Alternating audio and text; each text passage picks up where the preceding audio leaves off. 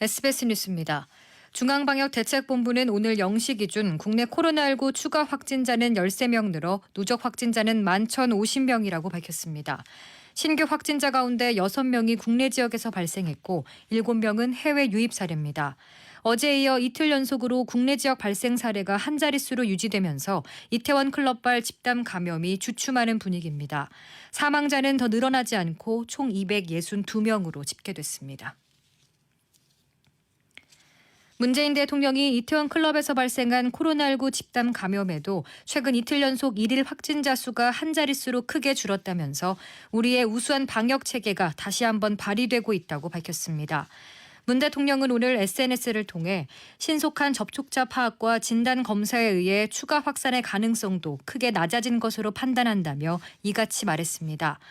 이어 마스크와 거리두기라는 방역 수칙을 잘 실천한 것이 추가 확산을 막는 안전판이 되고 있다고 덧붙였습니다.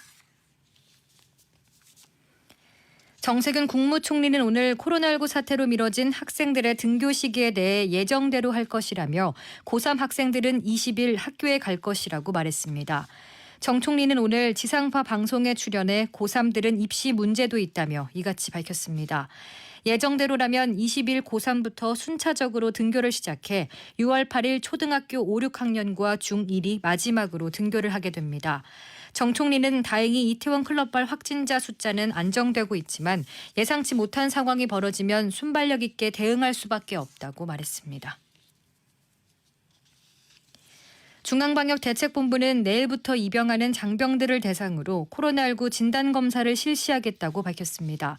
이번 검사는 대상자 5명의 검체를 한 번에 검사하는 취합검사법을 사용해 앞으로 8주 동안 진행될 계획입니다.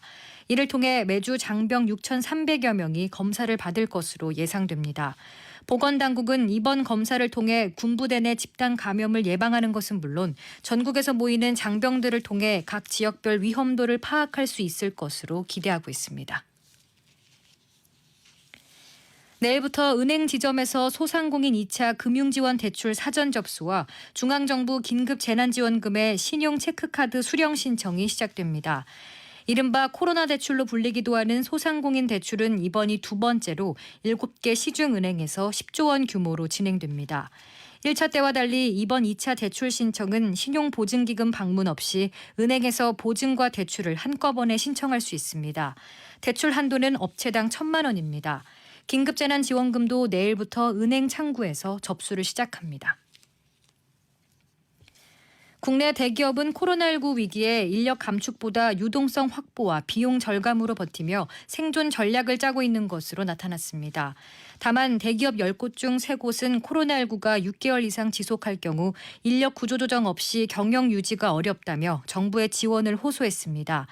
전국경제인연합회사나 한국경제연구원은 지난달 13일에서 24일 리서치앤리서치에 의뢰해 종업원 300인 이상 매출액 상위 500개 기업 중 120곳을 대상으로 코로나19 사태에 따른 기업 구조조정 현황을 설문한 결과 이같이 나타났다고 밝혔습니다. 조달청의 레미콘 공공구매 입찰 과정에서 낙찰자를 미리 짠 17개 업체와 관련 사업자 단체가 198억 원의 과징금을 물게 됐습니다. 오늘은 전국에 가끔 구름 많은 가운데 서울, 경기 북부와 강원 북부에는 밤까지 가끔 비가 내리겠고 그 밖의 지역에서도 산발적으로 빗방울이 떨어지는 곳이 있겠습니다. 남부지방은 대체로 맑겠지만 경북 내륙에선 한때 소나기가 예상됩니다. 오늘 전국의 미세먼지 농도는 좋음에서 보통 수준을 보이겠지만 대구는 나쁨, 경기도와 충북도 밤에 일시적으로 나쁨을 보이겠습니다. 서울의 현재 기온은 23도, 습도는 65%입니다. 주시은입니다. 뉴스를 마칩니다. SBS